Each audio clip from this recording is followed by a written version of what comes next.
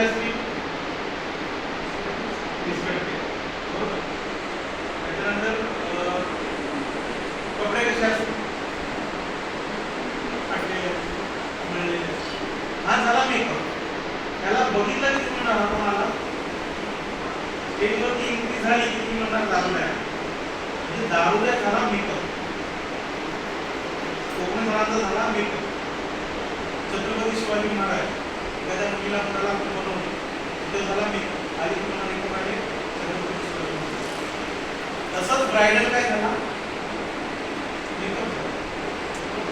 ब्रायडलची बोलण्याची चालण्याची पद्धत, त्याची मंडपात येत असताना कसं चाललं पाहिजे, साडी कशी कॅरी केली पाहिजे, मेकअप कसा केला पाहिजे, हे आपण शिकवावं लागतं. कोणी? तुम्ही म्हणाल की एंट्री करताना फक्त ते बाहेर बर्फा तो गाणं चालू झालं की फक्त धावण्यासाठी चालायचं. लोक हसतील का? हसतील ना. नवरी म्हणणार नाही. काय म्हणणार? दारू घेऊन मुलगी आहे. म्हणजे नवरीचा ब्रायडलचा मेकअप काय? मेकअप.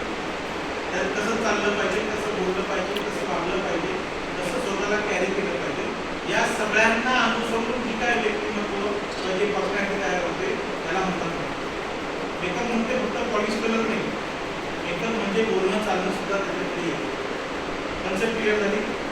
आणि मेकअप हा व्यक्ती, स्थळ, काळानुसार बदलतो.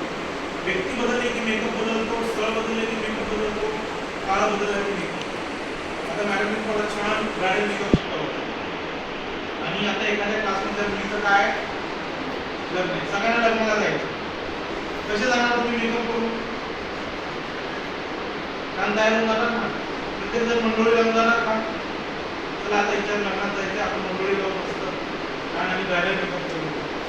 20 लोक नवरीसारखे गेले, काय होईल? नवरा कन्फ्युज होईल ना. नवरदेव नेमकी नवरी कोण आहे? म्हणजे ज्याच्या लग्नात जायचं असतं त्याच्यात मधून पटून जायचं असतं, बरोबर आहे. पण नवरी बनून जायचं, नवरी कोणी बनायचं आहे? ते एका नवरी. कन्सेप्ट कळली. मग तुमचा मेकअप कसा असणार? मस्त पैठणी साडी, भरपूर दागिने, हा तुमचा मेकअप. मंडपात रडत रडत जाणार तुम्ही, हसत हसत जाणार. कसं जाणार? हसत जाणार. रडत जाणार का? तर रडत जायचं नाही, हा तुमचा मेकअप. तिचं लग्न झालं ती सासरी निघाली, तिने कसं जायचंय? तो तिचा मेकअप. आणि नवऱ्या रडत